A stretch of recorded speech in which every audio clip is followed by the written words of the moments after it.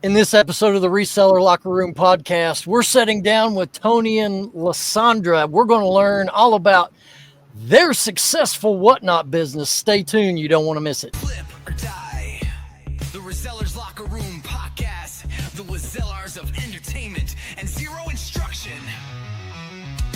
Out on the road hitting thrift store gold. Three wild men with stories untold. Beard kings growling, Rocky Tops wild. CJ's laughing like a metalhead child. Sipping brews in a cheap motel. Talking deals and tales we never sell. This ain't no class, it's a backstage pass to the resale game with some serious sass. Flip or die. We're living fast in the reseller sky. Welcome back to the Reseller Locker Room, ladies and gents. My name is Ben, the Rocky Top Picker. Joining me, as always, is Jefferson CJ Benz finds in his fancy living room. Then we have Alex, the Beard King Picker, and our special guests, reseller extraordinaires on whatnot, Tony and Lysandra. Welcome to the locker room, guys. Thank you very much. Woo! Let's not waste any time. Let's get into this for our audience. Let's learn about your background, where y'all come from, and how you got into reselling, and just give us the background scoop. So I'm Lysandra. Got to put the Indiana twang in it. Lysandra. But anyway, I'm actually from Indiana, but basically Cincinnati, Ohio. Tony's from Columbus, but born elsewhere. But most of his life was in Columbus, Ohio. We are currently in Somerset, Kentucky, and that's where I've called home for about a decade now. And Tony has been about almost 7 years, because that's about how long we've been together. Almost. Tony was a reseller before me. I had a farm and I did farmers markets and things like that, but obviously it's not all about selling in that business.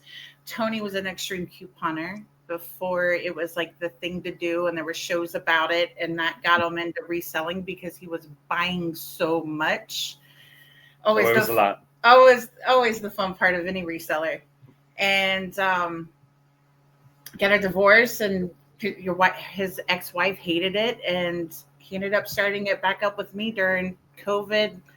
A little before COVID, we dabbled in it with his old Amazon inventory, because he was doing FBA retail arbitrage with his couponings. And you built that up to like 400,000 as a side business. Yeah, give or take. To your regular day job. Give or take, yeah. And he's definitely not. He wasn't That in was sales. that was just me by myself after work and part-time playing around at night. Yeah, it was about 400 grand. That's awesome. And when I met him, he had a storage unit, and he was paying like $300 a month, which was like half my mortgage on 35 acres. And Here we go. Here we go. Here we go. Here we go. What are we doing? $300 Shots a month. fired. And so one of the things I helped him do as his girlfriend was empty out that storage unit. And we started listing it on eBay. Yep. And we didn't really do much with it until COVID hit. And my back went out. So my little dream of hog roasting, which is where infatuated hog comes from, Alex, on that email. Okay. Decided to work on Tony's dream, and he wanted to resell. So here we are, many like versions of our business later in 7 years. Yeah. Cool. Wow. How did you guys? So you did FBA, because I started an FBA too, and I did the OA, but I got tired of sourcing online and like the treasure hunting aspect of it, not sourcing on the computer. But how did that stuff sell? Because what didn't sell, you put over on eBay. So what I did initially was when my first iteration of reselling before Lysandra, pre-Lysandra, post-Lysandra, the pre-Lysandra, I was, and like she said, an extreme couponer, right?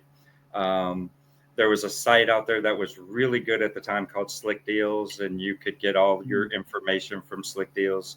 If you've been in the game, you know Slick Deals. But so you get the information, you go purchase your coupons from God only knows who. I used to get somewhere between 300 and 500 inserts a week from some lady out of Arizona. Go to CVS and Walgreens and really just blow it up. Literally blow it up. I mean, I was buying $4,000 to $5,000 worth of product every single week. You were the for nothing. You were the couponer everybody hated. Everybody hated. Yeah, yeah. But sorry about your luck. But no, I liked. It didn't start with eBay and Amazon. It started with just yard sales in my driveway. Mhm. Every week I'd pick. I drove a damn minivan. I was a family guy with kids and drove a minivan, and that thing would be full every single week, and I would just plop it out on tables, and it grew to something even more so. And then I started selling out of a storage unit, and then I found eBay and Amazon, and well, hell, all bets were off then. Once I learned I could start sending that stuff to Amazon and getting it out of my hands, Yeah. it was amazing. It was fantastic. I mean, you can scale it for as much time as you have. Again, I worked a full-time job. I had a wife and 4 kids, and you can only do so much by yourself. But again, I did scale that up to almost $500,000 before she was finally done with me and it. Mostly it. But, so you could have been on. They used to have a show. I forget what cable channel it was on. Extreme Couponing. This was all before that show. That show changed everything on couponing, and made it extremely difficult to get good deals in quantity. Yeah. You can get them here and there, but in quantity, that show really killed it. Yeah, that was a bummer. One would say, the show American Pickers, that's been on forever, Mike and Frank. Some people can say that ruined the picking market and what we do, because they got wise on what stuff's worth, and prices went up on a ton of items that normally you wouldn't have to pay very much for. So there's a similarity there between American Pickers and that other show. I don't disagree with that. I think people who were being picked and watched the show after being haggled with to get a price that they wanted to pay for it, and then showed what they were selling it for, were like, wait a minute, why am I doing that? I could just sell this myself. Yeah. But at the end of the day, we all know in the reseller game, if you are doing it that way, pre-whatnot, it's a storage game.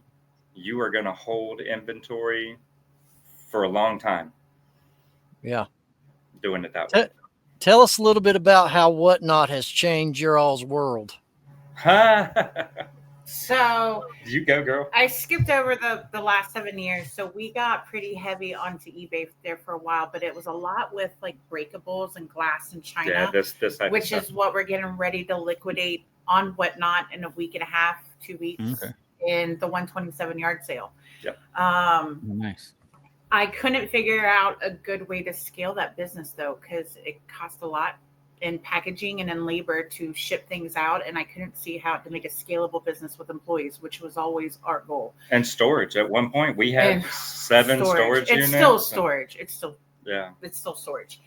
And we were looking for a bigger place because of storage, and this grocery store that we now own, we wanted it for eBay, but somehow the guy convinced Tony that a grocery store was a good thing to have. No, it wasn't, apparently.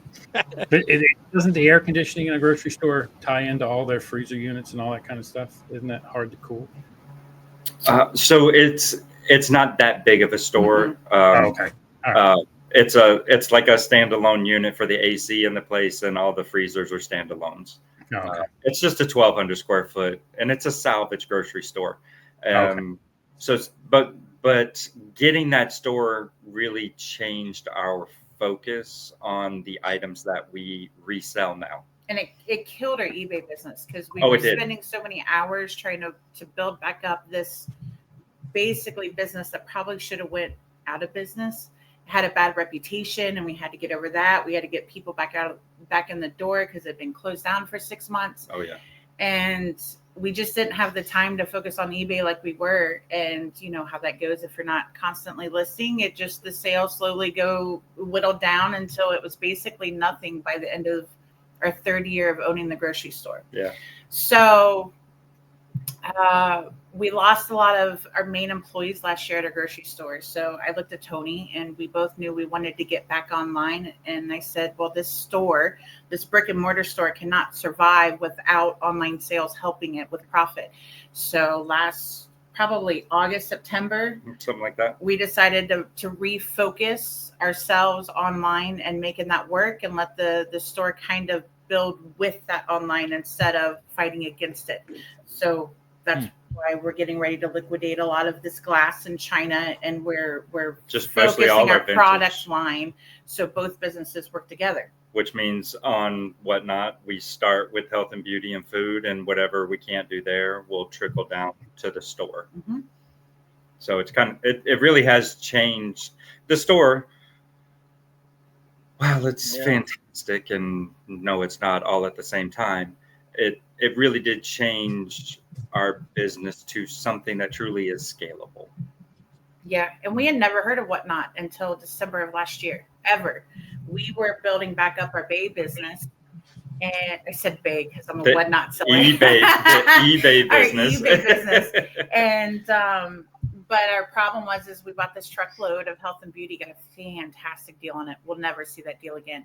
And we had like 30,000 units to move, and not all of it was conducive for our store or for eBay. And our post office lady one day was like, "Hey, have you ever heard of Whatnot?" And we're like, "No, what's this Whatnot thing?" And 2.5 weeks we were selling, and it's blown up. 7 months later, here we are. We're not working on eBay at all. Yeah, not at all. I mean, at one point we had over 6,000 listings on eBay. I mean, it was great. I mean, we were running in the 20,000 a month in sales, $250,000 a year, just her and I, grinding it out, listing and shipping 15, 16 hours a day. Now we do 18 hours a day without eBay. So whatever. Gotcha. Did you get rid of Amazon, or are you still dabble in Amazon at all? I don't. Amazon. Yeah. I hate Amazon. That's how my wife, because me and my wife did Amazon together, and that's how she feels about Amazon with all the returns. It's so difficult to deal with the gatings, and you can sell a product for 10 years, and then all of a sudden, boom, your account's in trouble because you're selling this product that you've literally been selling for 10 years. And I hear you. I was selling cat food for 5 or 6 years straight, doing like 10,000 a month on cat food. And then just this year, they said I can't sell anymore. Like I've been on the same listing for 6 years. Like what changed? I used to do that with the Keurig cups. Okay, I'd go and buy just huge, $4,000 or $5,000 worth of Keurig cups at a time, and I would pack them into variety packs, and I would sell them, and made really good money there. That's what we did with the cat food. We made our own variety pack of fancy. Yeah, sure. So. Yeah, but no, we don't do much at all with Amazon right now. Like I said, our focus in reselling has changed to where with Whatnot, and we'll talk more about Whatnot as you're ready for it. But with Whatnot, it's I bring product in, I put it on the live, and I ship it out the next day, and it's gone.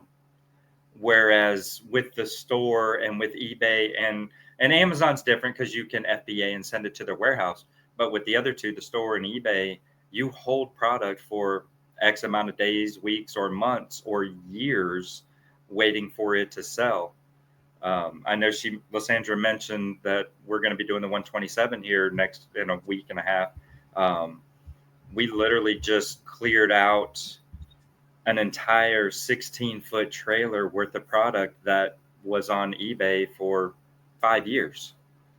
Wow. Just sitting at the store, and we just took all those listings off, and we're just going to liquidate it all on 127. Oh, so you're going to sell down there at 127? Yeah, we still haven't been able to shop the 127 yet. We've We're just sold at it. we're going to soon, but That's fun. 2 years ago I sold to liquidate a bunch of product. This year we're going to.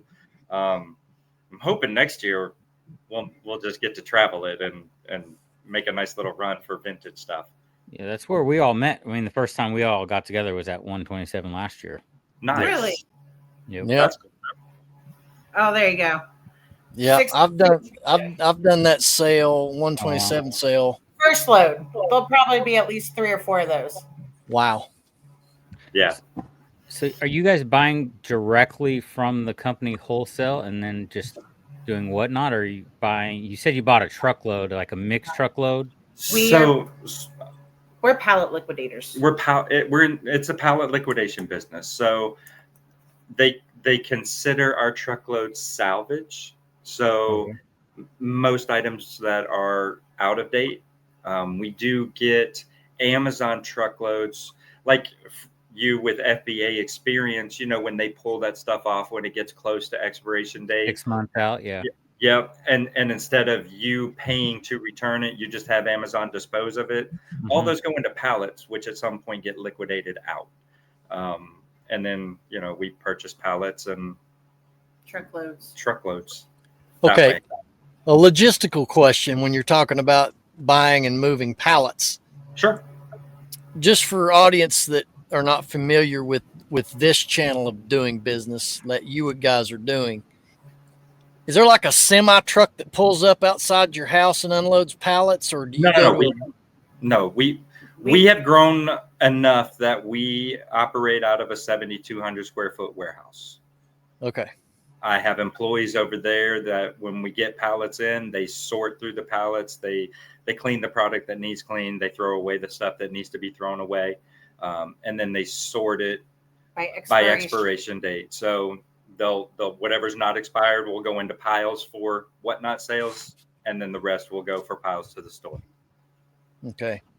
Because here in East Tennessee, we've got a couple of different locations. They're like warehouses.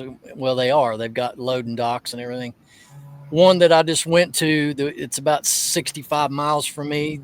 They're called Bargain Brothers, and they sell pallets. Oh, we know Bargain Brothers. Yep. Oak 100%. Ridge, out towards Oak Ridge, Tennessee area there. I've been buying Amazon mystery boxes. Man, those are killer. And they're not searched. They're brand new sealed items. Yep. Yeah. And so they've got a lot of pallets like from Target, Amazon. Yep. But there's a difference. I used to buy returns. I don't buy returns anymore. Y'all are buying. You're talking about pallets that are not returned items, but 100%. Yeah. We have never once wanted to get into return pallets. I'm not your Mr. Fix-It, and I'm not going to be testing every single product that comes through the place. No. Not to mention with consumables, you really can't do that. No. Funny enough, we have a business relationship with someone that buys Amazon raw truckloads, and they break it all down, and they wanted to get out of the food aspect of those truckloads. So we partnered with them, and we take all their food and trying to talk them out of their health and beauty too. But they create those mystery boxes. All the peddlers malls in our area, they stock those with those mystery boxes. And then like Lysandra said, all the food that comes out of their truck, or all of those truckloads, when they sort it out, they just restock them back into pallets, and we purchase those also from them. Yeah, when I was down there last week, I did see pallets of health and beauty, makeup, and all kinds of different stuff. And I forget what they wanted per pallet, but guarantee more than it was 6 months ago. Yeah. Changed the pallet wholesale game. Yeah, it's a little ridiculous nowadays. Yeah, and we've only been on for 7 months, so it's happening fast. All right, you guys decide to start buying the pallets when you got into whatnot, when you saw taking off, obviously you ramped up your buying, or you're already buying that much for the So we were store? buying pallets with the grocery store. Okay. And there at a time there was a time that Tony was out 5 days a week with their truck and trailer picking up 4 to 6 pallets at a time. Yep. And it was exhausting for him. I never saw him, and I was kind of left with the store and managing the online stuff by myself, and it was getting a lot. So at that point, our goal was, well, how do I get Tony home more? And that was switching from buying pallets to truckloads and paying that freight to get it dropped off at our door. Mm-hmm. It's been great. So It's been great. I'm not gonna lie. I mean, not being on the road 4 or 5 days a week is great. So we were already truckload buyers by the time we found Whatnot. Yes. Now we've backpedaled a little bit. Even a 20 to 30,000 piece HBA pallet truckload. That's too much for It's us too much. to sell. It's not enough turnover of different product for Whatnot. So we've actually backpedaled, and we're not buying truckloads of that right now. Just pallets. Just pallets. Try to get 4 or 6 pallets of it and just run Whatnot for a couple months on those. Mixed in with the other stuff, because we sell food on Whatnot as well. So we get to mix in those health and beauty pallets with some food pallets. And I think this week we're going to try a little Amazon Smalls, a little general merchandise pallet, and see how that works for us. We'd already tried one. We got one sent to us in a food load by accident, and we sat on it for 2 months because we're like, what are we going to do with this? We don't sell general merchandise and computer speakers and all that. And we finally kind of ripped that Band-Aid off. Tuesday before last? No, last Tuesday. Was it last Tuesday? Just this past week. And we did a free shipping show and Whatnot with just general merchandise pallet pulls, and it went better than expected, actually. Yeah, it was nice. So we're going to do some more of that. Well, why don't you tell us and the audience a day in the life for you guys on a day or an evening that you're getting prepared to do a Whatnot show. For those that are not doing Whatnot now but thinking about it, if you were to give a tutorial based on your all's experience up until this point, take us through a day of you getting ready to do a show, how the show works, how you maneuver through it. She said, I get the shows ready. She said, I got this. All right, so you got this. So remember, we're pallet liquidation. So this might work differently than someone that sells glass or vintage or small things that sourcing by the piece. Yeah. So, and we have employees. So our employees that sort it out. So by the time it reaches Tony and me, it's supposed to be sellable ready. And we just get banana boxes and it's categorized. So it might be a box of makeup, or it might be a box of shampoos and hair stuff, or a box of skincare. And we pull in 5 or 6 boxes. We do random pulls. So there's no real setup for us before a show. What Tony pulls out is what he sells. And we go by if you touch it, you run it. Cause we always want something to be running across our screen when he's not yapping his mouth. That's the best part. And it takes me, and it probably at this point, because we keep the live show set up as simple as possible, I can have a show ready to go in 10 minutes. Okay, so on the back end, you just have certain weights for everything? Nope. Well, so I'll take this one. Okay. So in the recent couple past weeks, we have started doing free shipping on our Whatnot shows. So we create a listing with the smallest weight possible, 1 ounce. 1 ounce, so that I can get as many sales to one customer before Whatnot charges me for the next shipping box. If that makes sense. Because they're not getting charged for shipping at all. The customer's not getting charged for shipping. Whatnot is charging me. And what they'll do is, if I set the listing for 1 ounce, I can sell 16 of those to hit 1 pound, which means I can do that 16 5 times, or up to 70 pounds, whichever she has the setting for flat rate mail. I can sell them basically. What does that work out to be? A lot of product before Whatnot hits us with the next $9.21 shipping charge. So if you're new to Whatnot, Whatnot charges shipping during the live show. And for a seller, they don't refund any excess on the back end. Not a dime. So with a free shipping show and a free shipping show only, we set it at 1 ounce. So we get charged the least amount during the live show, and then we take any shipping adjustments and extra shipping on the back end. Yeah, we'll pay more when we actually ship the product out, but I don't want them to charge me until I know exactly what it is I'm shipping out to the customer. When we were not doing free shipping, we ran off of 2 weight listings. We ran off of an 8 to 11 ounce and one that was for 1 to 2 pounds, and that was it. And we would just toggle between those two. Yes. We average, just like we average a lot of things in our business because we deal with so much quantity, we average that weight listings. Okay. This is a personal question because I'm trying to figure out how to do Whatnot. I don't want, the point of me doing Whatnot is not have to take pictures. So I don't want to have to take pictures of all the books. That's the best part. Best time-saving thing ever. So do you just, once it sells, say I run a book at £1, this book, and then I have another one, I just duplicate that listing? Or how do you do that on the back end? So when Lysandra creates the listing, she does that listing at a quantity of 1,000. 1,000, right? Yeah. And then the first item you sell, I'm going to sell this phone. Okay. The first item you sell is item number 1. She Okay. puts a little sticker on it that is item number 1. Then when she pulls the next one out and I hit run next, it uses the same listing, but now this becomes item number 2 under the same listing. And So then I would just put a sticky note of the number. Then you just hit run next. It keeps incrementing up, and you just make sure that you have your products labeled according to the number of the listing that's sold on camera. okay. It's easy. It's Yeah, I need to figure it out. I might just have to run a show to figure it out The- before my actual The problem will come when you have multiple listings because the numerical order will restart at 1 with each one of those listings. Like if you're running off of multiple weight listings. Yeah, the weight listings. It won't, like if you go from a small to a large and then back to a small, it does not start at 1 again. It keeps the increment going. But when you switch from small to large, you've already sold 14 small items, but then you switch to a large item, and that is item number 1 on your large. So you have to be able to differentiate between the number increment. And you can do that by different colored stickers. Yeah. But that's also why we average a lot of our shipping. I've never shipped things cheaper in my life, I swear. Then on Whatnot, no, it's amazing. That flat rate box is amazing. Yeah.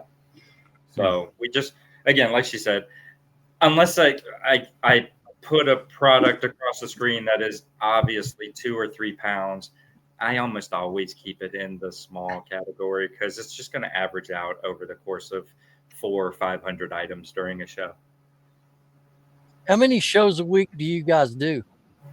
Right now, 3, but plus seller supports, but plus seller selling supports, shows. 3 selling shows. Lysandra does 2 seller support shows through the week, so a couple hours each of those. But starting the week after this podcast airs, we will begin the 127 doing 5 days a week. And then after the 127, when we come back, we should be set up in our warehouse to do 5 shows a week of our regular selling. Cross our fingers, we finally found a shipper. Hopefully we've got the shipping down. She Maybe. seems to be great. Our biggest detriment to that has just been finding someone who can do the shipping for us. We typically do 25 hours of lives a week, but it takes 30 hours of shipping for the 2 of us to accommodate those hours of live. So our biggest hurdle has been finding someone that we can hire to come in, do the shipping, do it right, and then that will free those 30 hours that we were shipping now becomes time we can put more into selling. Okay. Go ahead. Go ahead, Alex. I just wanted to know about the seller support show you guys do. What's that about? So I do it Saturday mornings and Monday mornings, and it's at 7:15. It's early. Don't feel bad if you haven't woke up yet, because my alarm goes off at 7, so I'm waking up with you. But really, all it is so Tony convinced me to do them. I didn't want to do them because when he started trying to talk to me about doing them, we'd been on the app for like 3 months, and I'm like, what in the world?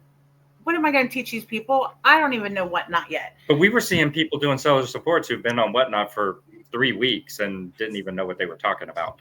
So It's like, well, at least we can get out there and give either some relevant information, true, accurate information, or just our take on information to try to help new sellers get through that initial hurdle. He finally convinced me probably at the 4-month mark, and I really started doing them as a way to get more exposure on the app and marketing. If you're not familiar with Whatnot, it is very social media orientated, and if you're not constantly in there keeping yourself relevant, people forget about you pretty quick. 100%. So it was a way to get us more exposure on the app without necessarily increasing our shipping times, because we couldn't afford to do that. And so I started doing seller supports, and they're almost as successful as our selling shows. So I got to wake up at 7 now, is what you're telling me, because I'm trying to figure this out. So 7 2 days a week. 15. 2 days a week. Come on in, ask some questions. It's also a way to so many. mitigate questions during our selling show, because during our selling show, we have quotas that we are trying to meet as sellers.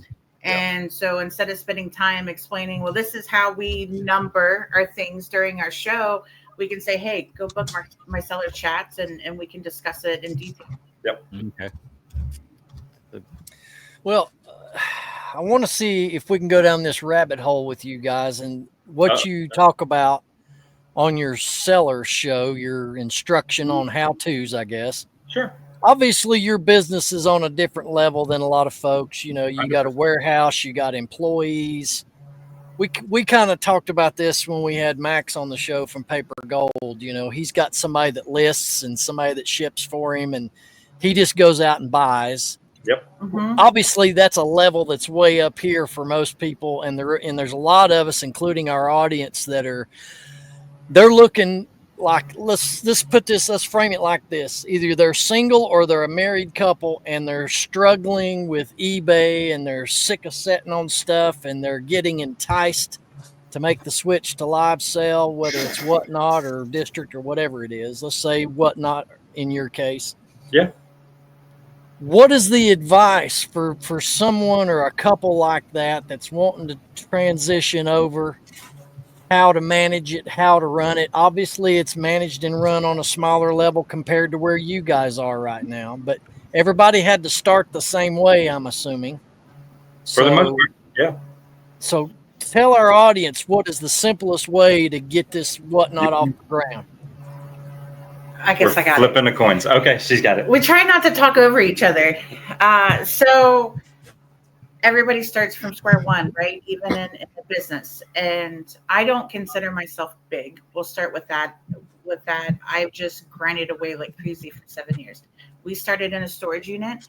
We lived off grid, so we had no electricity. We went to the library to print off our labels. I do not suggest that on Whatnot, but for eBay, if you got to do it, you got to do it. Where there's a will, there's a way.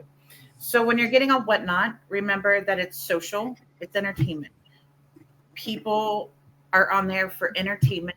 They're lonely. They're not flipping on to whatever latest show or drama is happening on TV. They're coming on to Whatnot. I'm going to interrupt that thought. They're not all lonely. No, they're not. But the majority of buyers on Whatnot are on Whatnot to purchase things that they use or enjoy and for entertainment. And in a lot of ways, it's replacing some Facebook and TikTok and Instagram and TV. It's replacing all of those things in some capacity. I honestly feel like it almost hits a line in what is appropriate for a relationship between a buyer and a seller, but that's a whole nother conversation. First thing I got to say is be consistent with your times when you're going live. If Tuesdays are the best time for you, Tuesday evenings, then you go on every Tuesday evening. That way, as people do find you and they like you, then they actually plan their schedules around it. They really will. They really do. So be consistent. When you're on the live, you got to be selling. If you're just looking at pretty things and just like, let me know if you want to run it, or no, just run it. Don't ask permission. Fast-paced is definitely favored in that environment. It is. The other thing I like to say, and I didn't, this isn't even my saying, B Square Trading Post, who is on Whatnot, coming from the eBay world as well, kind of like in the vintage category. He talks about a rite of passage, and you have to pay your rite of passage. And you're either going to do that with time, build up your following, networking in other shows, going live as much as possible so people can find you, or you're going to pay for it with money. If you don't have money, you got to resort to the time. But one of those two ways, you're going to pay that rite of passage to find a following on Whatnot and people that enjoy spending their time with you. Because if they don't like you, then they're just going to scroll on because there's 5 other people selling the exact same thing you are. And today there's probably 40 more people selling Makes exactly sense. the same thing you are. Yep. I was going to add something to that. Now I forgot. I got a question. She said she was into hog roasting. Is that like a roast, like with people? Like, you have the ugliest snout, or so what when was I that met, about? I'll backtrack a little bit. So when I met Yeah. Lysandra, she lived down here in Kentucky. She lived off grid on 35 acres, and her dream was to homestead that property and Pasture raised hogs. pasture raise hogs, among other animals, and gardening and the whole bit. Be as self-sufficient as she possibly could be. When I moved down, that wasn't necessarily my thing, but it was her property and it was this new relationship, and I would do however she wanted to do, at least to see how it would work. And one of the things that we talked about, we live in a tourist community. We're in the Lake Cumberland area, and the summertime tourists come down, and one of the ideas that we came up with was a mobile hog roasting business. Okay. You call, you order $1,000 hog roasted dinner, and we would roll the little hog roaster right up to your boat and cook it all and have everything right there, and you didn't have to do anything. Wow. And that's where we came up with the name Infatuated, as in fat you ate it. Yeah. And then we've kind of used that as our name in all of our little business ventures up until Whatnot. And my wife purchased the ilovediscounts.com URL, which I wasn't happy about at the time, but I feel like it was a good move. I've apologized for being mad. We do that all the time as husbands, See. Sometimes. But it was a lot of money. I mean, and we didn't have the money to spend, but she purchased it with a plan that at some point in the future it would be fantastic for us. And then lo and behold, Whatnot came around. We called ourselves ilovediscounts_com, and eventually we will be able to have people swing over to the website for your items that we're not allowed to sell on Whatnot. That's awesome. So jumping back to Whatnot real quick. Yeah. I don't do any live selling yet. I'm still the old school eBay guy. Why not? I have since it started, but anyway, I'm working my way to that point.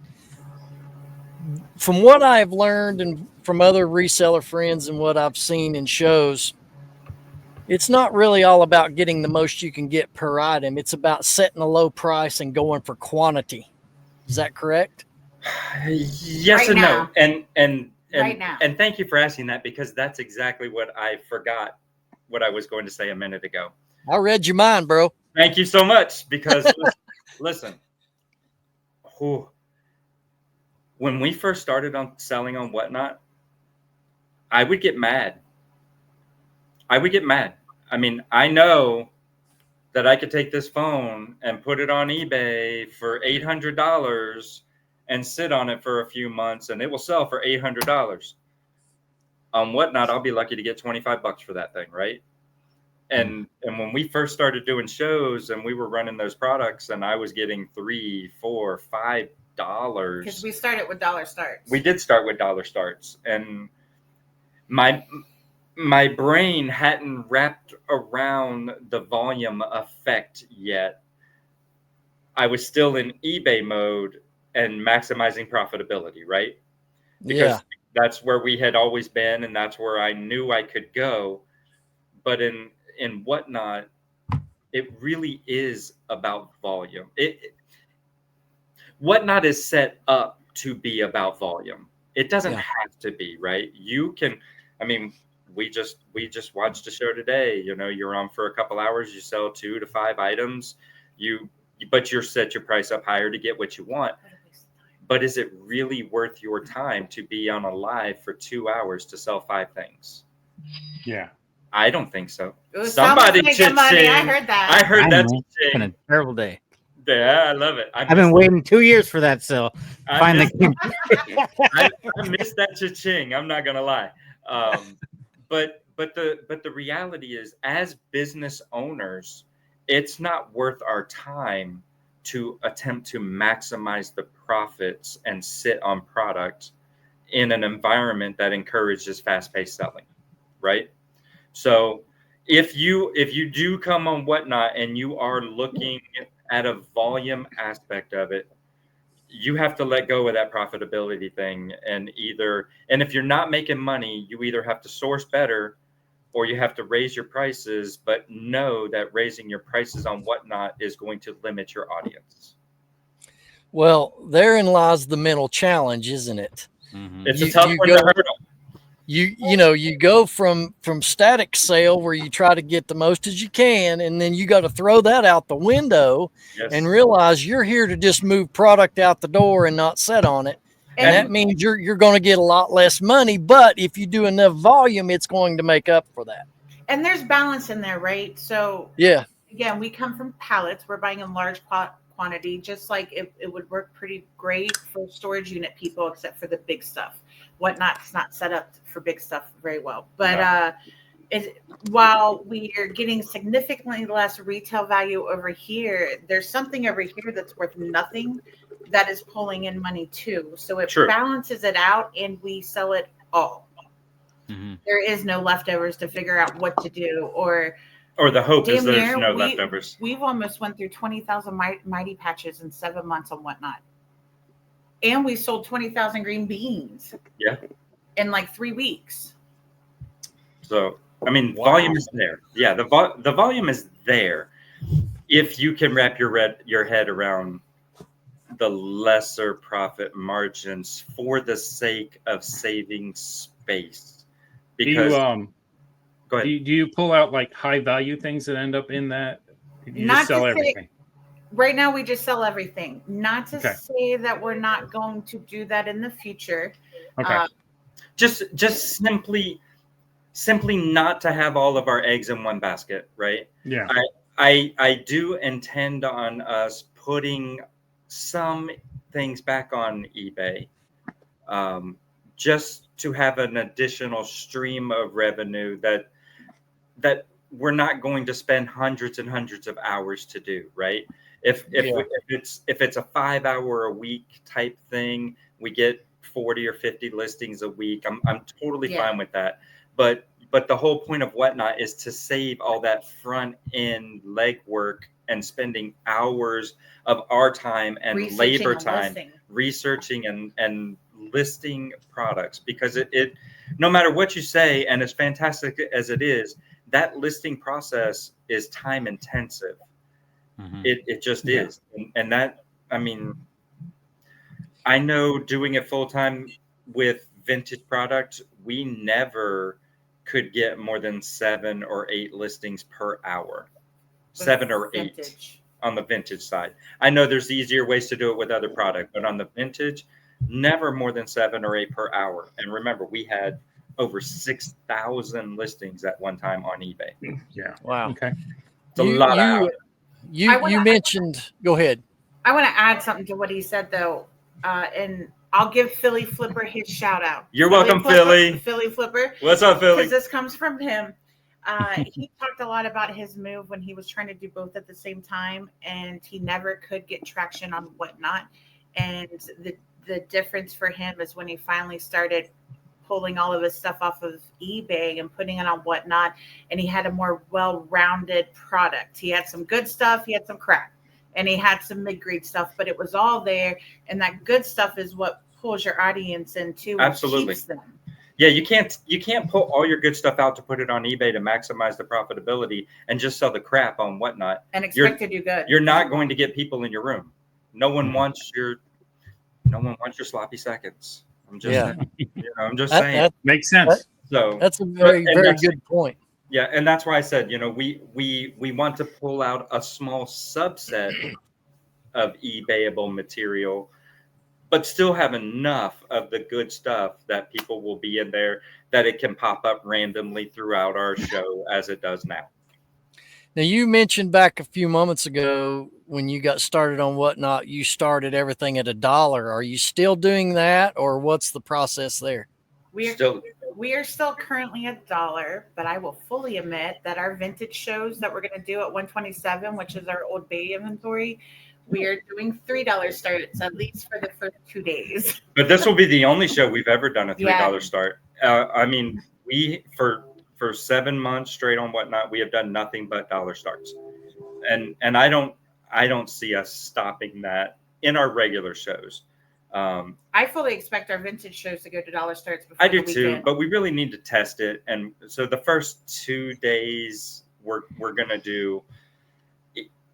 Our first show is probably going to be $3 starts with shipping, and then if that goes well after we ship all the products out, our second day is probably going to be dollar starts with shipping, and if that goes well with the customer paying shipping, and then if that goes well, our third day is probably going to be dollar starts with free shipping. So, Truly, I pray mean, for me. That's, I mean, in our regular shows on Whatnot, we have moved all of our health and beauty and food products to free shipping with $1 starts. Period. Across the board. We did not want to do that on day one with the vintage because we're just not quite sure how that's going to work. And I know the back end shipping cost for labor and packaging material is a whole lot It's more. a whole lot higher and than that's it really is. where I'm worried about it because margins are slim. It's They really a volume game. Do you suggest people starting that way or just doing paid shipping? Or I know you can do a thing where it's only $9. They pay you put a max on shipping. Does that help push out your show on Whatnot if you have the max set to the $9.20, whatever it is? It does 100%. I do not recommend anybody brand new to start with dollar starts or to start with the reduced shipping. You have to learn your margins first, right? You have to know what you can make without adding in those bonus gifts to customers. You got to learn how to bundle. You have to learn how to bundle. Plus, you absolutely have to learn the back end of Whatnot. It is not a simplistic process that the person on day one is going to completely understand. Even us, I mean, we consider ourselves professional shippers from eBay. And Whatnot kind of blew our minds for the first 2 months for shipping. It's not an easy process. So as a new person selling on Whatnot, I say learn your lessons, mitigate your losses by, just starting at something reasonable. I mean, you can start. Everybody varies in how they source, so there's no definitive answer to it, right, guys? If you're sourcing pallets, you can afford dollar starts. If you're sourcing storage units, you can possibly afford dollar starts. If you are going to the bin store and purchasing items for 50 or 60 cents, you can possibly afford dollar starts. But if you're going to wholesale websites and you're paying $3 and $5 for an item, and you're new, it's gonna be rough. Dollar starts are probably a loss until you build up a customer base. And if you're willing to give that up and understand that you are growing and you can afford to lose that money, then yeah, sure, go for it. But you have to build up that following to make those dollar starts worthwhile. I'm going to add to that too. If you're doing $5, $10, $15 starts on Whatnot, your growth at the beginning is going to be very, very, very slow. It's going to be hard to grow. Slow. It's hard to grow. Nothing beats the excitement of a dollar auction and possibly getting something for $1. Nothing beats that. Now, to say that you're not competitive in price if you're not doing dollar stores, absolutely can be, because ultimately those dollar items typically don't sell for $1 once you start to gain a following. Correct. For us, it was really quick. It's not, I don't know how we found a magic formula, and I really don't know exactly what it is. I don't either. I really don't. But most new sellers do not start off. Don't come into I Love Discounts and say, "Oh my gosh, you guys have hit 30,000 followers in 7 months. I can do that too." That's not the norm, and we don't know how that happened. I truly, yeah. Well, I mean, we paid for. Yeah. It's that fancy website your wife bought. That's what happened. Yeah. It's a good name. We actually, the true work on the websites officially starts this week, but we really haven't done much with it. It's just a placeholder for Right now. brick and mortar. Yeah, right now it's just a placeholder. It's a good name though. It's a great name. You Yeah. said you paid though. Were you guys paying to promote your shows on Whatnot? Yes. So- Would you recommend? I have a show coming up. It's been my first show coming back to Whatnot in probably 4 or 5 months. Should I pay to advertise it? If you can afford it, if you are ready to sell. So listen, when you come onto Whatnot and you start a show, you're going to see all those people come into your room, right? You see X joined until you hit 50 people. And for the most part, they roll out just as fast as they come in. Yeah. Paying for promotion does nothing more than bring additional people into that room. It is up to you to keep them and to entertain them. I mean, everybody I won't say everybody. Most people say promotions don't work because they don't bring anybody into the room. They absolutely bring people into your room. It's up to the seller to keep them in the room for more than 10 seconds. It just is. And whether that is by running a giveaway or constantly running something, don't sit there and be off screen or chit chat things that make no sense to what you're doing whatsoever. Because I talk. I mean, I'm a talker, right? But I have grown the following to where they accept my being on screen for the first 10 minutes of the show and yapping about whatever it is I'm yapping about. Barely. You talk I have a lot of crap, I do, but they know I'm going to be running product, and I run on average 60 items an hour, and I'm going to run for 4 to 5 hours a night. They know they're going to see 300 to 500 items come across that screen, so they're willing to tolerate Tony speaking occasionally. But to put it back to that promotion, we find in the beginning, it was absolutely worth the money spent. Do we do it today? Not very much. Yeah. I'm just thinking. Well, you've got an audience built up now, We do. right? And I would would love to have a bigger audience. So I feel like, should I pay for promotion to get my room count from 80 people, 80, 90, 100 people up into the 120 and 150 range? But do I want to spend the money to do that today versus in the beginning when we were just trying to build it? And right now, during the summer slowdown, and our category on the app is exploding. It really is. I'm gonna grab a drink. Right now, our advertisement or our promotion is the free shipping because that's fairly new on the app. So it brings a lot of people in. Yeah. You guys are still doing giveaways every show too, right? You do multiple giveaways. Just those raids. So we used to. So when our first two truckloads of health and beauty, we ended up with like 20,000 Mighty Patches. Mm-hmm. And we didn't originally start in our first couple of shows doing giveaways, but as our Mighty Patches, the price that we were getting for them kept going lower and lower and lower. Finally, we're just like, F it. Why would I sell 5 boxes for $1? Why don't we just use a box as a giveaway, as a marketing tool, and get more value for that same box? So our first 6 months on the app, we did giveaways every 5 minutes. So we have that Chubb Buyers giveaway. If no one knows what that is, I have this one for Ray Train shows we do at home. It looks like this that I give away at the end of the show for my buyers. It's like worth $400. We give away.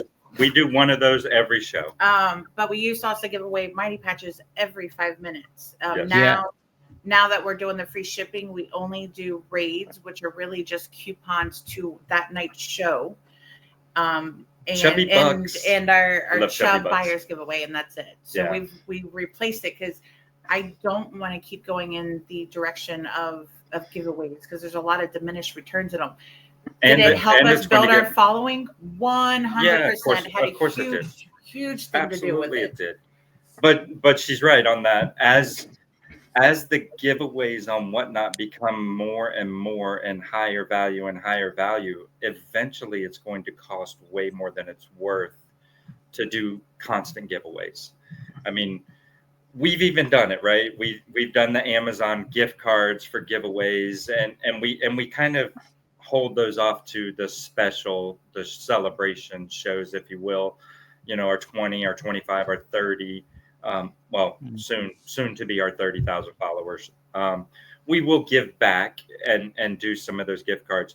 But if you do those on a regular basis, they lose the draw, right? You start off with $10 gift cards and it's less effective in a month. And now you have to go to $25 gift cards, which in 2 months become less effective again. Now you have to go to $50 gift cards. Then you're doing PS5s. Yeah, and then you're doing PS5s and cars and houses, and where the hell does it stop, right? Yeah. It turns into the Oprah Winfrey show. Everyone gets a car. Be across the board. Sorry, I didn't interrupt you there.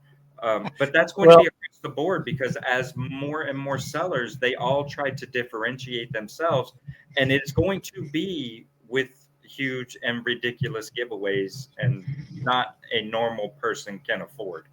Yeah. All right. What I'd like to do, guys, we're approaching an hour. Time has flown in this, so we've been learning a lot. But I want to pause real quick. I want to shift gears real fast to ask this question, and I ask guests this all the time. Have you guys ever been to a reseller meetup in person? Nashville. We went to Nashville. Do you not have our cup? I have the cup. I do have a cup. There's a cup. You were in Nashville this past year in April? Yeah, Yes. there's our cup right there. That's our cup. Yeah, I I couldn't didn't figure even out. meet you guys. I didn't know who it was because it doesn't have a name On- until they sent me the logo for sponsoring. We do appreciate Yeah. sponsorship. I'm like, I'm oh, I know very who this shy stuff in is. I person. know that logo. Honestly, Lysandra forces Tony to be the face of the company because I can talk with anybody. I don't like to talk. But or we went people. to Nashville, and I'll be honest, I felt a little overwhelmed and out of place. Okay. Now, you said you felt a little overwhelmed and out of place. Why is that? Because there was a lot of flipping people there, and they weren't all Whatnot related. Yeah, so we didn't know that it was. And it I didn't was know reseller. anybody. We thought it was more Whatnot related. Yes. We were one of only I was there. pallet sellers there, so Well- the thrifting and doing all those little daytime activities That wasn't our thing. wasn't Yeah. what we were gonna do. And I don't need more crap. Do you see this wall? It's only one wall in my house. We have a lot True of that. So you didn't go to that event with the basic understanding that it's these reseller meetups, guys, really are designed for anybody that's reselling. Really, We've learned that. Yeah. Yeah. No, So- that was our first one ever doing anything like that. The next one, we're going to Maryland here in a few weeks, September, right? 2 weeks before your guys' meetup, but it's Whatnot specific, and then we're Yeah. going to yours. Brian, Jack's Treasures, he's a sponsor of you. If it wasn't for Brian, we wouldn't have met Anybody, hardly anybody. probably anybody. Yeah. But we knew him from Whatnot World, and he shouted our praises to the point of me blushing. Right. And, Me blushing. It was and made crazy. sure he introduced us to a lot of people. The one that told us about your meetup. Yep. So Okay. Well, speaking of our meetup, I need to fit this in real quick, guys. Coming up September 26th through the 28th in Greenville, Tennessee, 26th through 28th. And we still have seating available. However, it's going fast. This event is absolutely free to attend. Go to the Resellers Locker Room Facebook group page. You will find the event tab. Click on it. You'll find a link to submit your registration to attend that will save your seats. Also, if you'd like to become a sponsor of this event, all these icons you see on the screen, logos, These are generous businesses and folks that have donated money to help sponsor this event to make it free for you, the attendee. I won't read them all, but you see them all there on your screen. And we also have some we haven't been able to fit. We've ran out of room. Rebel the Reseller, who's right here in my backyard. We have Max from Paper Gold, also an anchor sponsor along with Rebel. And then we have Jeffrey Fisher, who came in at $50. We have 2 levels of sponsorship. Anchor sponsorship is $100 donated to this event. And the second one is the individual sponsorship, which is only $20. If you would like to become a sponsor at any level, go to that sponsorship link on our Facebook group page, click on it, and you pay simply through Venmo. And every bit of that is going towards putting an event together that you will not forget. And again, that's September 26th through the 28th. We may work on our little logo with you. That looked pretty terrible with everybody else's great looking logos there. Oh, yeah. Let's put, well, you know. I'll just put it back up there. Oh, yeah. Throw it back in our face. Appreciate that. Yeah. Bottom right corner of your screen. Yep. Call that crap out. So, but yeah, hey, we do want to thank you all for being a sponsor too. We appreciate you so 100%. much. I can't wait to come. Yeah. Well, It's going to be come, fun. Tony, because we're having a beard contest and you have a beard. Yeah, so he's you got have you. to enter. You got to be in the beard contest. Okay.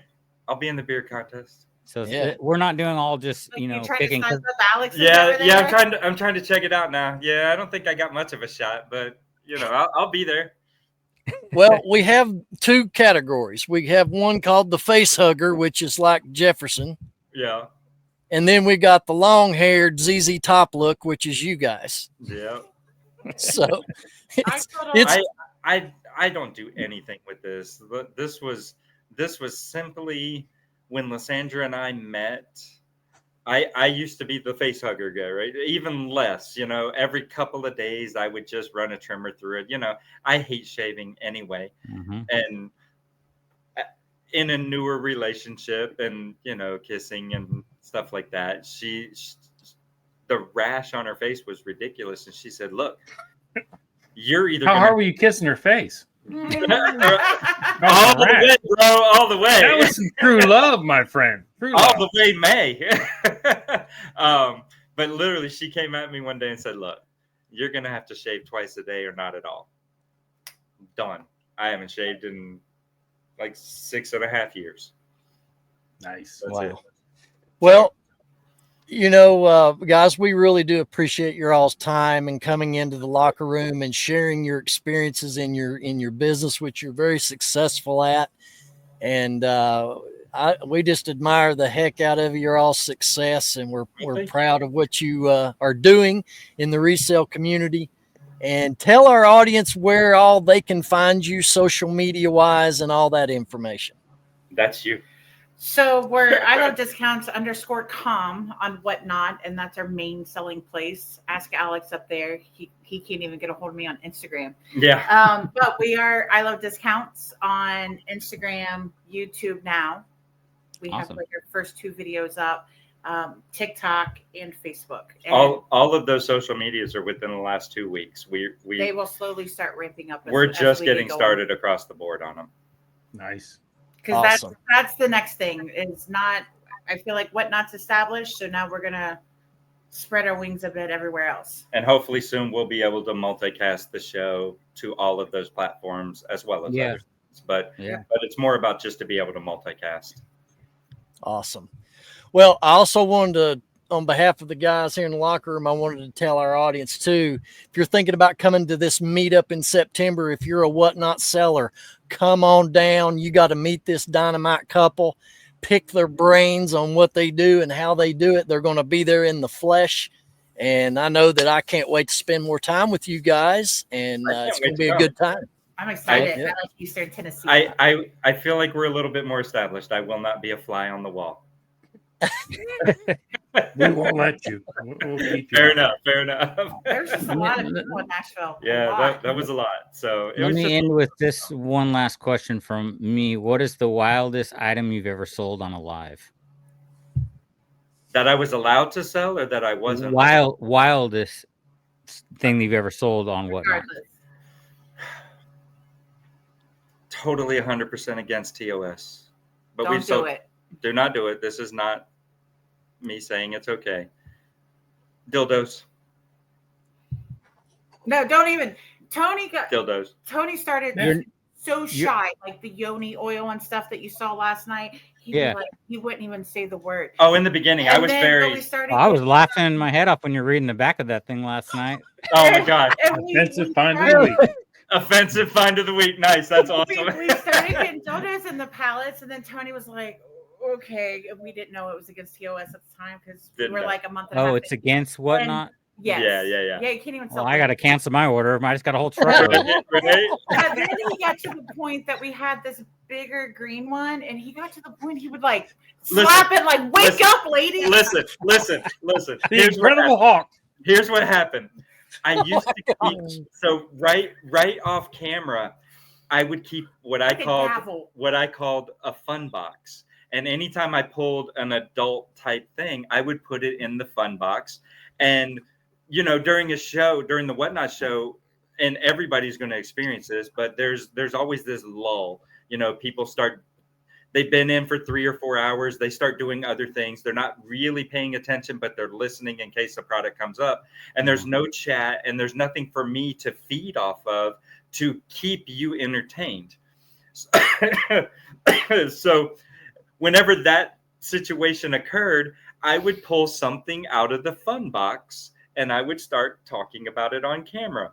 Well, I used to be really timid about the dildos and stuff like that. Sorry, offensive thing of the week, It really used to make me blush in the beginning, even looking at them or talking about. Yeah, seriously. I mean, I was really embarrassed to do it. But then the ladies in the room, and 90% of our folks are ladies, and they would just start having a good time with it, and they're just going off, and then that just gets us going. And there was once this green, which the ladies in the room nicknamed the Green Monster. I had it in the bin. They still talk about the Green Monster. They still talk about the Green Monster like 5 today. months later. But every time that chat would die off, I would pull that green thing out of the box and I would smack the table with it 2 or 3 times and put it up to the camera. I said, "Do we need the Green Monster? Do we need this to wake you guys up?" And it just sets everybody off, and we're back to having a good time again. So, I mean, and those are... Don't do that. Whatnot doesn't like it. Lessons for the new people, right? There's always something that you can do to re-energize your crowd for the entertainment factor that they want and need to stay active in your show. So you sold them before. Did Whatnot reach out to you and say you guys aren't allowed to? Yeah, we got a warning. We got a warning. So you guys really got fucked then, huh? Yeah. Thank you for that. I'm sorry. So we had told that in like this whole time. You were just waiting for. I was waiting. Man, I got to go and edit it and bleep that out. It wasn't me this time, people. No, it wasn't Jefferson. I'm shocked, Alex. Shame on you. I know. It was perfect. I mean, it was so good. We had sold them one here and one there, and then they had gone over so well that we were doing a little birthday trip for me down in Gatlinburg. And we were doing a hotel party. So we decided to do an I Love Discounts After Dark hour, and I bought a whole box of adult things, and we just had a good time with the ladies. And it was fun. It was great. It was great, but somebody reported Except we had a meeting that was on a Saturday, and we had a meeting on Monday with a Whatnot exec. And guess what video they probably went back and looked at? It was right after that meeting. Yeah. Yeah. We got hit with a little violation there. Well, could you not put those items in a box and sell it as an adult mystery box? You're not allowed to sell mystery. Number box one, you like can't that. do mystery. Number two, you can't. No, you can't. Number two, it is specific in the TOS. I've gone back to reread it recently, and just within the last few weeks, they've added lube to the TOS that you are not allowed to sell lube. They don't want to have it. Yeah, I mean, it's crazy. I don't know why, and I don't care why. It doesn't matter. But I'm going back to reread all of the TOS. But you are not allowed to sell any of those adult items at all. We feel like it's more that they're bringing more teenagers onto the platform. So, and that's fine. I mean, it's their sandbox, right? We're all just playing in it. They make the rules. Yeah. We just have to follow them to the best that we can. Yeah. Unless you want to have a little fun once in a while. Just saying. Now we rely on yoni pills and oil. Now we throw the pineapple soap out. Here you go. Yeah. Jefferson, you got anything else? I got one last question. Can you hear me? Yes, sir. Yeah. All right. So, what is the one thing that people wouldn't think about you? What is the one thing about you that's you are into or different that nobody would actually believe? I raise rabbits. You raise rabbits. Okay. We have like 80 rabbits. Wow, that's interesting. And if you ever need a kayak guide in Lake Cumberland and on the rivers and creeks, I'm your girl. All right. So, What's interesting about you? I love you. But everybody knows that.